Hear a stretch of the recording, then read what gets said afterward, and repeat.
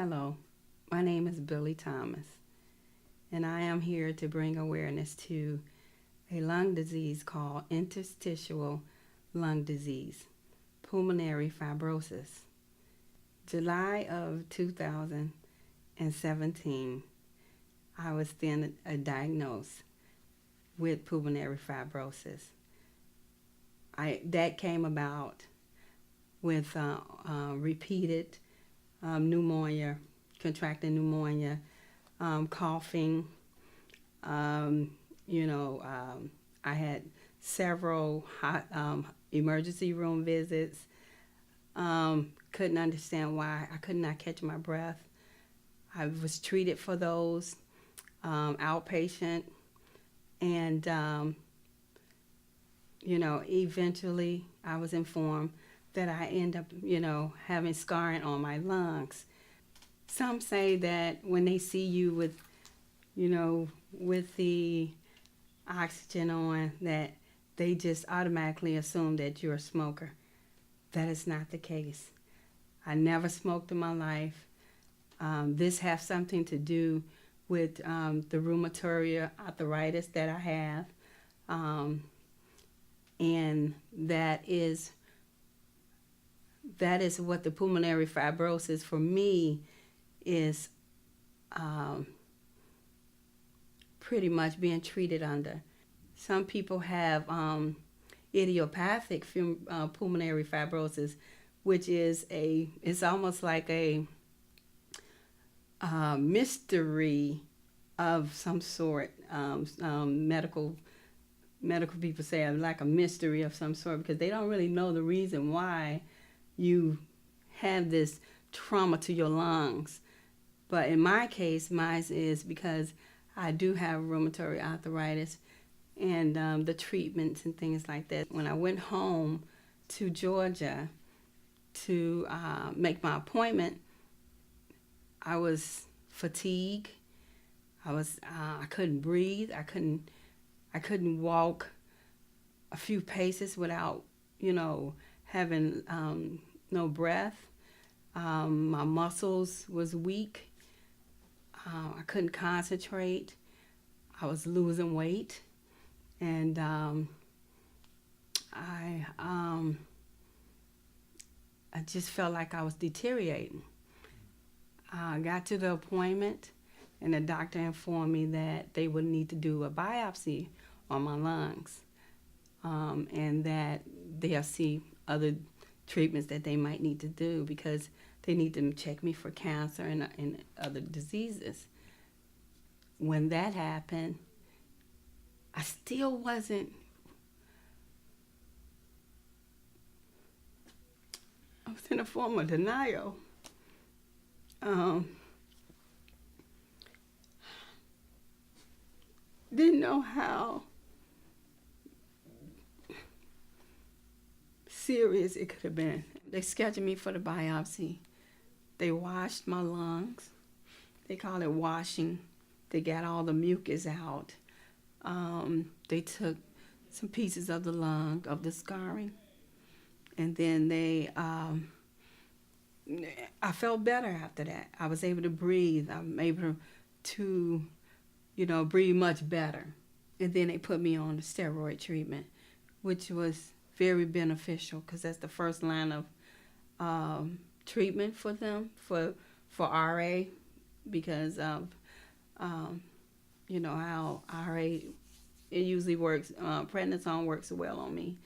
If I continue with my steroid treatment, I'm getting better. I'm still at the point of being stabilized, because I'm still not getting enough breath. So they're just saying right now they don't see any progression, but it's all about me having trying to give me a better quality of life. Of course, they discussed maybe a possible transplant, bilateral transplant, lung transplant, which that would be a blessing. It is a progressive disease if the RA is not under control. The rheumatoid arthritis controls the disease. If my rheumatoid arthritis is controlled, then it might or go into remission or anything like that. It just helps me out. It allows me more time and less damage on my lungs. They had me on two, well, a lot of steroids, of course. I have nebulizer. I have two inhalers, two nebulizers, two inhalers, oxygen.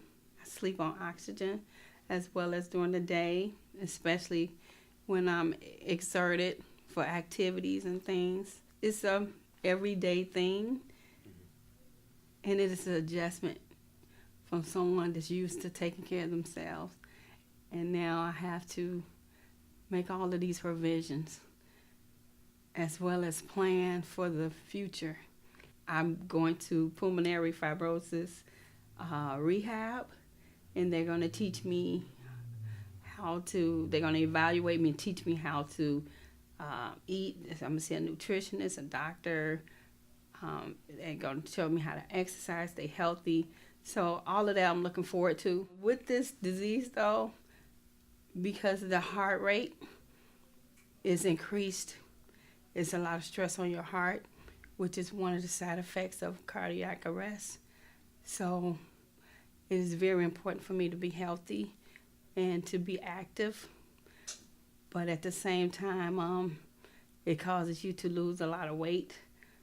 And holding on to weight, a lot of people say, oh, that's not a big deal. You should love to lose weight. But in this process, I lost about 35 pounds since I've been sick. So, and holding on to pounds, sometimes you feel like you're deteriorating because you can't seem to hold on to the pounds.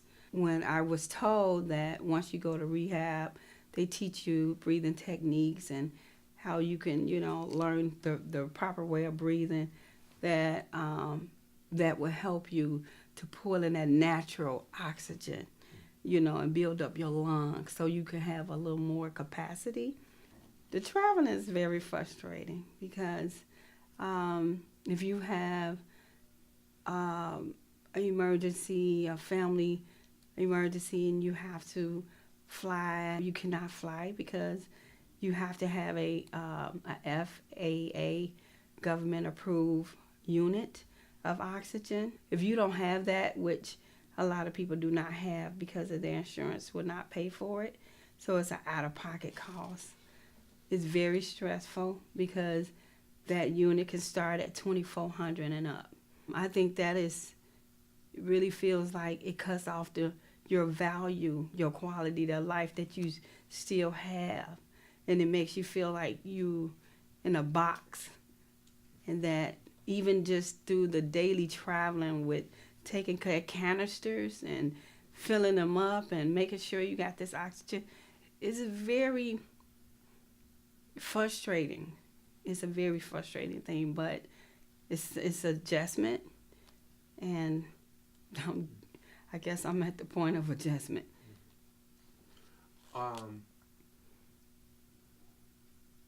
Touch on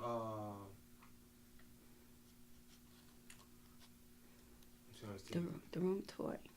There you go. Okay. Like I was saying about the rheumatoid arthritis, I was diagnosed with rheumatoid arthritis at 22 in college. That started in my feet, aching, and my bones are ache, and I had inflammation while I was in college. I was always educated that, it's about your bones. Rheumatoid arthritis is about the inflammation, and it targets different parts of your body. That inflammation can go around the heart, the lungs, the kidneys, the whatever. It can move around your whole body. And that's how I got the scarring, because it was around my lung.